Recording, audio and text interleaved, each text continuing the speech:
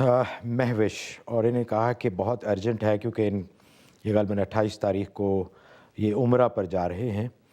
तो इन्होंने एक तो ये पूछा है कि रियाज़ुल जन्ना की फ़जीलत क्या है, कि कहा जाता है कि मस्जिद नबी में जो ख़ास एरिया है रियाज़ुल जन्ना, उसकी फ़जीलत क्या है। और दूसरा इन्होंने पूछा है कि हामिद भी इनके साथ हैं, वो भी उम्रा करना चाहते हैं, लेकिन साथ वो उनके जो मरहूम वालिद हैं उनके लिए भी उम्रा करना चाहते हैं।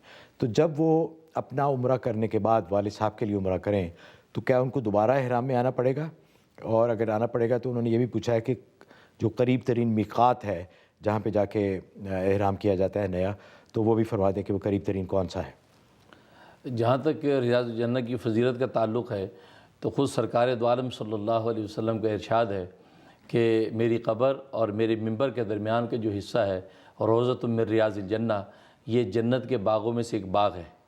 इसका मतलब ये है कि कल रोज़े क़यामत में अल्लाह तबारक व तआला इतने हिस्से को उठाकर जन्नत के साथ इसको पेमत कर देंगे।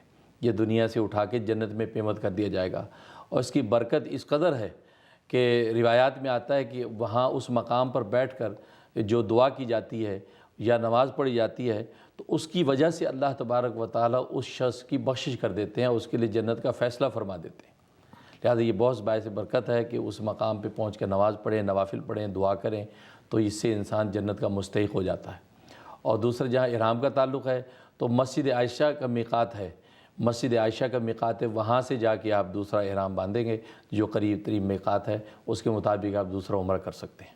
लेकिन दूसरे उम्रे के लिए इनको नया इहराम बांधना पड़ेगा जी। अच्छा हज़रत, इसमें एक थोड़ी सी गुजारिश ये भी है कि बहुत सारे लोग, जिस तरह अब हजर अस्वद का बोसा है, कई दफ़ा बहुत रश होता है।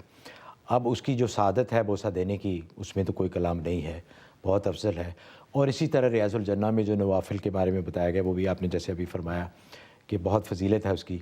लेकिन कई दफ़ा लोग करते हैं कि इसके लिए वो दूसरों को धक्के भी दे देते हैं और वहाँ पहुँचने के लिए दूसरों का ख्याल नहीं करते। तो इस सिलसिले में ज़रा इरशाद फरमाइए कि अगर आप दूसरों का ख्याल करेंगे और अपनी कुर्बानी दे देंगे कि दूसरों को जगह मिल जाए या दूसरों को तकलीफ़ ना पहुँचे, तो उस बारे में ज़रा इरशाद फरमाइए। हाँ, ये अच्छा आपने वो इस नुक्ता उठाया, इसलिए कि लोग इस फ़जीलत के हुसूल के लिए दूसरों को ईज़ा देते हैं और धक्कम पहलुआ होती है। तो शरीयत इस्लामिया में इसकी इजाज़त नहीं है।